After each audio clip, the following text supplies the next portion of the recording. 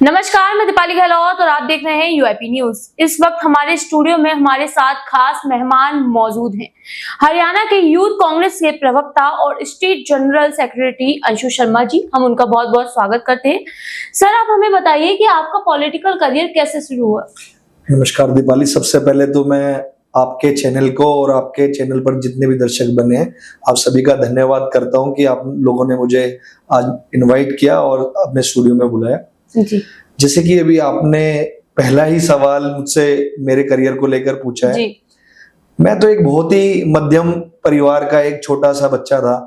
मैं MIT university में जिस टाइम पे था तो मेरी मुलाकात हुई मेरे राजनीतिक गुरु, मेरे बड़े भाई आदरणीय राव अक्षत सिंह जी से। उस समय वो यूथ कांग्रेस के प्रदेश महासचिव के पद पर थे, गुरुग्राम के इंचार्ज थे। पार्टी ने उनको कहीं ना कहीं जिम्मेदारी दी थी कि युवाओं को जोड़ो और मेहनत का युवाओं को आगे लाने की। तो उन्होंने न जाने मेरे अंदर क्या अच्छाई देखी और उन्होंने ही मुझे मेरी उंगली पकड़कर मुझे कांग्रेस पार्टी की विचारधारा से अवगत कराया और कहीं ना कहीं मैं उसी समय कांग्रेस पार्टी से जुड़ा। जी, तो अब हम बात करेंगे राहुल गांधी को लेकर, यानी कि कांग्रेस पार्टी को लेकर। आप हमें ये बताइए, कांग्रेस पार्टी जो है, राहुल गांधी जो है, अमेठी से उतर पाएंगे?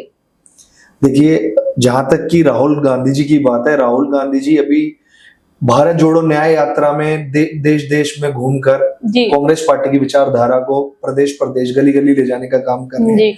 और जहां तक अमेठी लोकसभा की मैं बात करूं, वो राहुल गांधी जी का निजी फैसला है, पार्टी फैसला करेगी जी। पर गांधी परिवार का शुरू से ही अमेठी लोकसभा के अंदर जो परिवार का प्यार बना हुआ है, जो उन्होंने वहां पे काम किए हैं, तो कहीं ना कहीं अमेठी की जनता उनका वो कार्यकाल था वो मिस कर रही है। जो 2019 में जब स्मृति ईरानी जी वहां से लोकसभा सांसद बनी, तो कहीं ना कहीं उन्होंने जो जुमलों के वायदे वहां पर किए, वो उनको पूरा धरातल तक नहीं ले जा पाई। तो अगर राहुल गांधी जी की इच्छा हुई और लोगों का प्यार और आशीर्वाद उनको प्राप्त हुआ, तो वहां से वो जरूर है। जी, जैसे भाजपा के पास देखा जाए तो मोदी का चेहरा है, तो आपको क्या लगता है कांग्रेस के पास किसका चेहरा है? देखिए, भाजपा के पास किसका चेहरा है या किसका नहीं, ये मैं इसकी बात ही नहीं करूंगा जी। जो कांग्रेस के पास है, कांग्रेस के पास एक अच्छी विचारधारा है, प्यार को बढ़ाने की जो विचारधारा है, मेहनत करने की जो विचारधारा है, युवाओं को रोजगार देने की जो विचारधारा है, महिलाओं को सम्मान देने की जो विचारधारा है, तो कांग्रेस की विचारधारा ही कांग्रेस की है। सर, आपने अभी है ना विचारधारा की बात की है, तो मैं विचारधारा को लेकर पूछना चाहूंगी कि हरियाणा में आखिर क्या विचारधारा रखी गई है कांग्रेस पार्टी की तरफ से? देखिए, कांग्रेस पार्टी की विचारधारा और मंशा साफ है। कहीं ना कहीं बीते 9 साल 9.5 साल के कार्यकाल में, भाजपा के कार्यकाल में हरियाणा का युवा जो है वो ठगा सा महसूस कर रहा है। जहां बॉर्डर पर 10 में से 5 युवा हरियाणा का हुआ करता था, वहीं अग्निवीर के नाम पर एक झूठी और एक प्राइवेटाइजेशन आर्मी के अंदर करने का काम बीजेपी सरकार ने किया, जिससे युवा बहुत ही ज्यादा हताश है। हमारी अगर कांग्रेस पार्टी की सरकार प्रदेश में और देश में बनती है, तो सबसे पहले हम अग्निवीर योजना को कैंसिल करने का काम करेंगे। दूसरा, 6000 बुढ़ापा पेंशन देने का काम हम हरियाणा के बुजुर्गों को देने का काम करेंगे, अगर हरियाणा के अंदर कांग्रेस पार्टी की सत्ता आती है जी। तीसरा, हम 300 यूनिट बिजली फ्री देने का काम हरियाणा के लोगों को करेंगे। चौथा, बेरोजगारी से ऊपर उठाने के लिए जो परिवार पहचान पत्र का एक झूठा ढकोसला देकर भाजपा सरकार ने हरियाणा के अंदर बिना ही किसी बात के लोगों की पेंशन काट दी गई, लोगों के जो राशन कार्ड थे वो काट दिए गए, हम उसमें सुधार करने का काम हरियाणा के जी। लेकिन देखा जाए 2023 में जो विधानसभा चुनाव हुए थे, उसमें तो है ना कांग्रेस पार्टी काफी राज्यों से हार गई, यहाँ तक कि राजस्थान से भी हार गई। उसका क्या कारण रहा होगा? देखिए, जहां तक कि 2023 के विधानसभा चुनाव की बात है, तो राजस्थान एक ऐसा प्रदेश है जो हर 5 साल में सत्ता परिवर्तन करता है। इससे पहले कांग्रेस की सरकार थी, अब भाजपा की सरकार है, उससे पहले भाजपा की सरकार थी। तो राजस्थान के जो लोगों का जनादेश है वो हमेशा इसी प्रकार का वहां पर रहता है। और बात करें अगर अन्य प्रदेशों की, कांग्रेस पार्टी ने अच्छा चुनाव लड़ा और तेलंगाना में हमने अपनी सरकार भी बनाई। अच्छा, तो आप मुझे ये बताइए कि अभी 2023 के जो चुनाव हार चुके 5 राज्यों में, 2024 की जो लोकसभा चुनाव है और विधानसभा चुनाव है, उसमें क्या क्या स्ट्रेटेजी रखी है कांग्रेस पार्टी ने? देखिए, अगर 2024 के लोकसभा के चुनाव की मैं बात करता हूं, तो प्रदेश के अंदर जितने भी बड़े लीडर्स हैं, सबने अपनी तैयारियां शुरू कर दी। उस तैयारी को देखते हुए ही हमारे हरियाणा के पूर्व मुख्यमंत्री और भावी मुख्यमंत्री चौधरी भूपेंद्र सिंह हुड्डा जी हैं और आदरणीय अध्यक्ष चौधरी उदयभान जी, उन्होंने हर घर कांग्रेस का एक अभियान शुरू किया, जिसके अंदर कांग्रेस पार्टी का हर एक कार्यकर्ता जमीनी स्तर पर जाकर जी। लोगों से मिलेगा, अपने जी। मैनिफेस्टो को उनके बीच में ले जाने का जी। काम करेगा। और कोई सुझाव, हम जी। लोगों ने इस बार एक ये बड़ा बदलाव किया है कि कोई सुझाव अगर आम जनमानस देना चाहे जी। तो हम एक फॉर्म के जरिए उनसे वो सुझाव लेने का काम करेंगे। इस बार का जो मैनिफेस्टो है वो कंप्लीटली हरियाणा की जनता ही डिसाइड करेगी। अच्छा, हर राज्य में ऐसा ही होगा या फिर सिर्फ हरियाणा में ही हर ऐसा? राज्य में ही तकरीबन ऐसा है, कैंपेन का नाम अलग अलग। जी जी। इस बार विधानसभा भी है, लोकसभा भी है, 2024 में दोनों चुनाव इतने बड़े हैं। तो आप ये बताएं कि आपने हरियाणा के लिए क्या क्या स्ट्रेटेजी बनाई है, क्या क्या सोचा है हरियाणा में आप क्या क्या कर सकते देखिए, मैंने अभी थोड़ी देर पहले ही आपको बताया कि 6000 बुढ़ापा पेंशन देने का जी। काम हम जी। जो है बुजुर्गों को जी। करेंगे, 300 यूनिट फ्री देने का काम जी। करेंगे। और कहीं ना कहीं जो विकास का पहिया इस 9.5 साल के कार्यकाल में, इस भाजपा की सरकार के काल में रुकने का काम किया, हुड्डा साहब की सरकार में वो विकास का पहिया तेजी से घूमेगा जी। और हर एक युवाओं को उसका रोजगार मिलेगा, महिलाओं जी। को सम्मान देने की बात है और विकास कार्य की जितनी भी बात है वो सब करने का काम हरियाणा के अंदर कांग्रेस पार्टी। जी। तो राम मंदिर प्राण प्रतिष्ठा में कांग्रेस पार्टी पर क्या असर पड़ा? देखिए, कांग्रेस पार्टी पर क्या असर पड़ा क्या नहीं, ये तो कोई सवाल ही नहीं है। जी।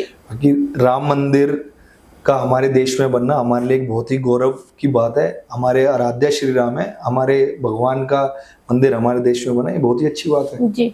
लेकिन है ना, इसको है ना पॉलिटिकल मुद्दा क्यों बना दिया गया था और इसमें है ना राम मंदिर की प्राण प्रतिष्ठा में राहुल गांधी क्यों नहीं गए थे? देखिए, आपने खुद ही अपने सवाल का जवाब दे दिया कि इसको पॉलिटिकल मुद्दा बना दिया, शायद इसलिए ही हमारे नेता जो हैं वो उसमें नहीं गए। भाजपा ने कहीं ना कहीं एक इनविटेशन देने की प्रथा इसमें चला दी कि जिसको भाजपा इनवाइट करेगी वो प्राण प्रतिष्ठा का हिस्सा बनेगा।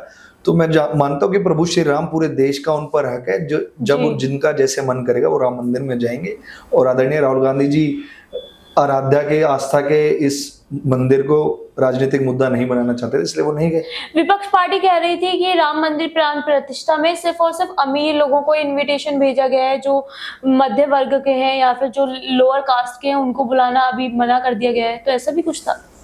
देखिए, ये तो मेरे को ज्यादा नहीं पता, लेकिन जितना मैंने मीडिया के माध्यम से देखा तो सेलिब्रिटी और सारे बड़े बड़े बिजनेसमैन ही उसमें मेरे को दिखाई दिए। तो हो सकता है कि कहीं ना कहीं भाजपा ने अपने इस राजनीतिक मोड़ देने के लिए उन्हीं लोगों को बुलाया जो उनके खास हैं या जो उनसे संबंध रखते हैं। जी। इंडिया अलायंस में आप पीएम के चेहरे पर किसको देखना चाहते हैं? देखिए, ये बहुत ही महत्वपूर्ण सवाल आपने पूछा है, परंतु मेरा मानना ये है कि ये एक ऐसा फैसला है जिसका जवाब मैं नहीं दे सकता, शीर्ष नेतृत्व ही इसका जवाब देगा। और जहां तक इंडिया अलायंस की बात है तो हर पार्टी अपना काम अच्छे से कर रही है जी। जो होगा वो निर्णय के बाद। कल का ही देखा जाए तो सपा पार्टी ने उत्तर प्रदेश से हाथ खींच लिया है इंडिया अलायंस से, तो आप उसके बारे में कुछ जानकारी दें हमारे दर्शकों को। देखिए, क्या ऐसा क्या हुआ कि जिसकी वजह से इंडिया अलायंस से सपा पार्टी अलग हो गई? हो सकता है उनके आपस में कोई विचार नहीं मिले और उनका वो पर्सनल विचार तो सीटों को लेकर बताए जा रहे हैं कि सीटों को लेकर विचार नहीं मिले हैं। 17 सीटें बताई गई थी, लेकिन 20 सीटों की डिमांडों को लेकर सपा पार्टी अलग हो गई। तो हो सकता है कहीं ना कहीं जब आदमी की एक्सपेक्टेशंस फुलफिल नहीं हो पाती है तो वो मुंह मोड़ लेता है, पर ऐसा कुछ नहीं है, जल्दी सब ठीक हो जाए। जी। अभी न्याय यात्रा जो कांग्रेस पार्टी कर रही है, आप ये बताएं कि न्याय यात्रा को जो है पॉलिटिकल से अलग बताया गया था कि ये न्याय यात्रा जो है इलेक्शन की यात्रा नहीं है, लेकिन ये इलेक्शन से पहले ही क्यों की जा रही है? देखिए, कुछ भी चीज अगर व्यक्ति करता है, एक राजनीतिक व्यक्ति कोई भी चीज करता है तो ना चाहते हुए भी एक राजनीतिक मोड़ ले ही लेती है जी। और अगर आज राहुल गांधी जी इलेक्शन से पहले कर रहे हैं तो भी ये इलेक्शन से पहले, अगर वो 1.5 साल पहले भारत जोड़ो यात्रा उन्होंने की तो वो भी इलेक्शन से पहले ही थी जी। तो इसमें तो कोई ऐसी बात नहीं है, लेकिन राहुल गांधी का मुद्दा जो है वो साफ और क्लियर है कि वो अपनी विचारधारा को, कांग्रेस पार्टी की विचारधारा को घर घर तक पहुंचाना चाहते हैं। इसलिए उन्होंने स्वयं ये बीड़ा उठाया कि मैं खुद जाऊंगा और घर घर गली गली जाकर कांग्रेस पार्टी की विचारधारा को पहुंचाने का काम। अच्छा, तो इससे घर घर जाकर कांग्रेस पार्टी की विचारधारा पहुंच रही है। न्याय यात्रा सिर्फ इसलिए ही रखी गई है और इसका इलेक्शन से कोई लेना देना नहीं है। अच्छा, मेरा एक आखिरी सवाल है आपसे कि एमएसपी की जो गारंटी लेकर राहुल गांधी बार बार बोल रहे हैं कि अगर वो सत्ता में आते हैं तो एमएसपी की गारंटी देंगे, लेकिन 2014 में जब कांग्रेस पार्टी सत्ता में थी, 2014 से पहले, तो तब कहाँ थी एमएसपी की गारंटी की बात? क्यों किसी पार्टी ने नहीं की थी? देखिए, 2014 से पहले की जो बात आप कर रहे हैं तो किसानों को खूब अच्छे दाम उनके फसलों के मिल रहे थे, काफी लोन किसानों का माफ हुआ था। कभी मुझे नहीं लगता कि ऐसी समस्या किसानों के सामने आई कि उनको एमएसपी की मांग रखने की उस समय पे जरूरत महसूस हुई हो, क्योंकि कोई भी ऐसा एक बड़ा किसान आंदोलन मैंने 2014 से पहले इस देश के अंदर नहीं देखा। और फिर भी अगर किसानों की कोई डिमांड होती थी या उनको कोई बात रखनी होती थी तो वो अपनी बात खुल के रख लेते थे। जहां आज किसानों के रास्ते में कील लगाई जा रही है, उनके ऊपर आंसू गैस के गोले दागे जा रहे हैं, ड्रोन से उनके ऊपर हमले कराए जा रहे हैं, तो मेरे को लगता है कि भाजपा सरकार को किसानों की मांग पूरी करनी चाहिए और उनकी बात। तो आपको क्या लगता है कि भाजपा सरकार इसको क्यों रोकना चाह रही है? आखिर केंद्र सरकार बार बार रोक क्यों लड़ रही है हरियाणा से इधर आने के लिए, पंजाब से? कहीं ना कहीं भाजपा डरी हुई है कि इलेक्शन सर पर है, किसानों का यह आंदोलन कहीं उनके लिए एक नुकसान साबित ना हो जाए, इसलिए मोदी जी। लेकिन केंद्र सरकार तो ये कह रही है कि इलेक्शन सर पे है, अभी कोई भी हम फैसला नहीं ले सकते, इसलिए हम ऐसे रोक रहे हैं। ये तो मुद्दे से घुमाने की भाजपा सीबीएसई के एग्जाम्स भी हैं, उसी बीच इस सारी चीजें हो रही हैं, तो इसलिए रोका जा रहा है क्योंकि ये जो किसान आंदोलन है ये लंबा चल जाएगा अगर अभी रोका नहीं गया तो। देखिए, आज इससे पहले भी किसान 1.5 साल तक सड़कों पर था, 700 किसानों ने शहादत दी। मोदी जी को तभी इस मुद्दे को सुलझा लेना चाहिए, लेकिन मोदी जी ने हमेशा की तरह एक जुमले का लॉलीपॉप किसानों के हाथ में दे दिया और उनको वापस भेज दिया। किसान क्या करेगा? अब इलेक्शन सर पर है, कल को ये दोबारा सत्ता में आएंगे तो फिर कह देंगे अब ये हो गया वो हो गया, तो इनको फैसला करना चाहिए किसानों की बात। लेकिन विपक्ष यानी कि केंद्र सरकार तो बार-बार विपक्ष पे निशाना साध रही है कि ये सिर्फ विपक्ष की जो है राजनीति है इलेक्शन में मोदी को नीचे दिखाने के लिए, तो ऐसा आपको लगता है? तो मैं तो कह रहा हूँ, अगर मोदी जी को ऐसा लगता है कि विपक्ष उन पर निशाना साध रहे तो उस निशाने को ही हटा दो, आप किसानों की समस्या सुलझा दो, विपक्ष के पास फिर कोई निशाना ही नहीं बचेगा। जी, तो आपको क्या लगता है इस बार कांग्रेस पार्टी जो है जब इलेक्शंस के लिए उतरी है तो क्या क्या ऐसी चीजें हैं जिसको लेकर लोग अट्रैक्ट हो सकते हैं? क्या ऐसा उनका मैन्युफैक्चरो है?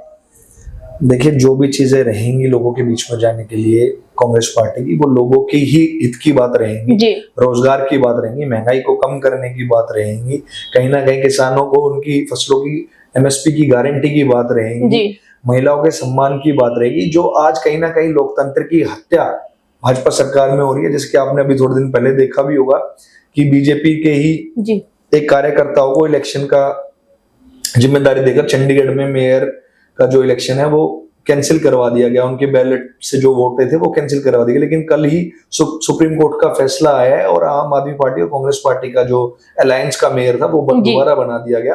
तो उस लोकतंत्र की हत्या को बचाने के लिए कांग्रेस पार्टी को जो भी अथक प्रयास करने पड़ेंगे उसके लिए। इन्हीं सारे सवालों के बीच में मेरे जहन में एक और सवाल आया है, आप मुझे ये बताएं कि ये जो ईडी और सीबीआई का जो शिकंजा कसा जा रहा है, इसमें सारा विपक्ष एक साथ कह रहा है कि केंद्र सरकार जानबूझ के करा रही है, बीजेपी सरकार, ऐसा आपको भी लगता है? बिल्कुल लगता है। आप देखिए ना कि पिछले जो विधानसभा के चुनाव हुए, 100 से ज्यादा नेताओं के ऊपर ईडी और सीबीआई की जांच हुई। उनमें से मैं पूछना चाहता हूं कि भाजपा के ऐसे कौन से नेता थे जिनके ऊपर जांच नहीं हुई या होनी चाहिए थी? एक के ऊपर भी नहीं हुई। खुद बीजेपी कहती है कि ये नेता घोटालेबाज है, ये करप्टेड है, ये भ्रष्टाचारी है, और 2 महीने बाद वो नेता जब बीजेपी में आ जाता है तो फिर वो बिल्कुल साफ सुथरा हो जाता है। तो ऐसी कौन सी वॉशिंग मशीन बीजेपी के पास मौजूद है? जी, जो वॉशिंग मशीन है इसका असर कहीं ना कहीं राजस्थान के विधानसभा पे भी पड़ा था, क्योंकि अशोक गहलोत के बेटे जो है वैभव गहलोत, उनको भी ईडी ने घेरा था, उसके बाद ही ये चुनावों में हो सकता है हारी हो। नहीं, ऐसा कुछ नहीं है। उन्होंने अशोक गहलोत जी को घेरने के खूब प्रयास किए, लेकिन उनके खिलाफ कोई सबूत या कुछ ऐसी चीज ही नहीं मिली जिसपे लेके वो उनको साथ पाते। वरना अब तो प्रदेश के अंदर भी बीजेपी की सरकार है, केंद्र के अंदर भी बीजेपी की सरकार। ईडी का असर कुछ कांग्रेस पार्टी पर पड़ रहा है? ईडी का असर कांग्रेस पार्टी के ऊपर कुछ नहीं पड़ रहा है, बस ये कांग्रेस पार्टी के लीडर्स को बेवजह परेशान करते हैं, तंग करते हैं, मुद्दे से भटकाने की लोगों को ये ईडी का इन्होंने एक बहाना ले रखा है कि जैसे ही कुछ इनके ऊपर टारगेट कांग्रेस पार्टी करती है या आम लोगों के रुझान में कोई विचार आते हैं तो ये ईडी को आगे कर देते हैं। जी। हम लोग जैसे यूथ कांग्रेस का कोई भी प्रोटेस्ट करते हैं तो मैं आपके माध्यम से जनता को बताना चाहूंगा, तो हम लोगों ने एक नारा भी बना रखा है कि जब जब मोदी डरता है वो पुलिस को आगे करता है, तो जैसे ही मोदी डरता है तो वो ईडी और पुलिस को आगे करता है और कुछ नहीं। अच्छा, तो आपको लगता है कि इस बार कांग्रेस पार्टी बहुमत ला पाएगी, जीत पाएगी या नहीं? ये सब जनता के हाथ में है, लेकिन कांग्रेस पार्टी पूरी तरीके से चुनाव के लिए तैयार है और हम घर घर जाकर कांग्रेस पार्टी के प्रचार करेंगे। जी, धन्यवाद। जैसे कि आपने सुना, अंशु शर्मा जी ने हमें बताया कि कांग्रेस पार्टी क्या क्या स्ट्रेटेजी और क्या क्या मैनिफेस्टो के साथ इस बार सत्ता में आने की कोशिश कर रही है। वही न्याय यात्रा जो है कोई भी पॉलिटिकल से कनेक्टेड नहीं है, वो सिर्फ लोगों को जागरूक करने के लिए है।